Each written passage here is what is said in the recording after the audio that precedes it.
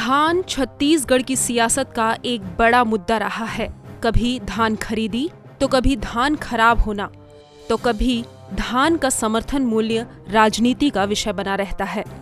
9 जून को केंद्र सरकार ने साल 2021-22 के दौरान धान का समर्थन मूल्य 72 रुपए प्रति क्विंटल बढ़ाकर 1940 रुपए प्रति क्विंटल कर दिया, जिसके बाद छत्तीसगढ़ कांग्रेस ने केंद्र सरकार की तरफ से अब तक बढ़ाए गए धान के समर्थन मूल्य की एक सूची जारी की है, जिसमें बताया गया है कि जब देश में भाजपा की सरकार थी और अटल बिहारी वाजपेयी प्रधानमंत्री थे तो उस दौरान धान का समर्थन मूल्य कितना था।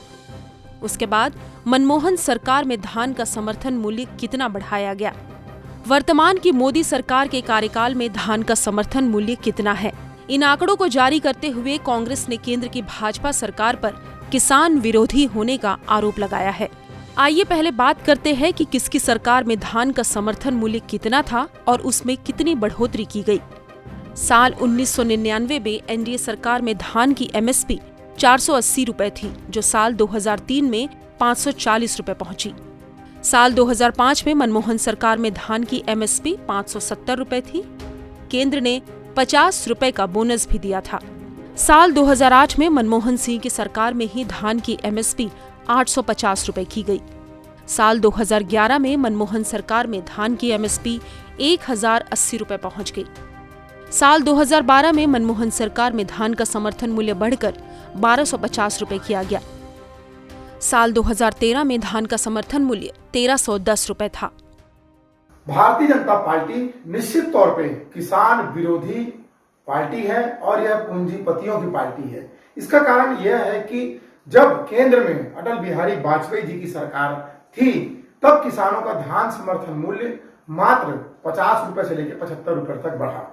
उसके बाद जब मनमोहन सरकार का कार्यकाल चला तो 10 साल में डॉक्टर मनमोहन सिंह ने 135 रुपया प्रति क्विंटल के हिसाब से किसानों का धान समर्थन मूल्य बढ़ाया। उसके बाद जब मोदी सरकार आई और मोदी सरकार के 7 साल का अगर एवरेज निकाला जाए तो मात्र 85 रुपया किसानों को धान समर्थन मूल्य बढ़ाया गया है। इस तरह कहा जा सकता है कि केंद्र में साल 1999 से लेकर साल 2004 तक वाजपेयी सरकार में धान का समर्थन मूल्य 480 रुपए से लेकर 540 रुपए किया गया, यानी इन 6 सालों में धान का समर्थन मूल्य सिर्फ 60 रुपए बढ़ाए गए। जबकि साल 2004 से लेकर साल 2013 तक केंद्र के मनमोहन सिंह के कार्यकाल में 10 सालों में धान का समर्थन मूल्य करीब 770 रुपए बढ़ा, जो वाजपेयी शासनकाल से कई गुना ज्यादा था। जानकार कहते हैं कि कांग्रेस सरकार ने एमएसपी बढ़ाई, लेकिन बीजेपी के शासनकाल में कृषि योजनाओं का विस्तार हुआ है। तो आंकड़े गवाही है, वो इस बात की गवाही है कि उसके बाद जो मनमोहन सिंह सरकार बनी, प्रधानमंत्री मनमोहन सिंह बने, कांग्रेस की सरकार आई और उसने फिर किसानों की चिंता को और ज़्यादा ढंग से सॉल्व करते हुए समर्थन मूल्य को बढ़ाया। और वो समर्थन मूल्य जो वाजपेयी सरकार के समय 543 रुपए के आसपास आकर खत्म हुआ था, निश्चित तौर पर आप देखेंगे 1300 रुपए की उछाल हुई है। साल 2014 में मोदी सरकार आई, समर्थन मूल्य 50 रुपए बढ़ाकर 1360 रुपए कर दिया गया। इस तरह समर्थन मूल्य 2021 में बढ़कर 1940 रुपए प्रति क्विंटल हो गया।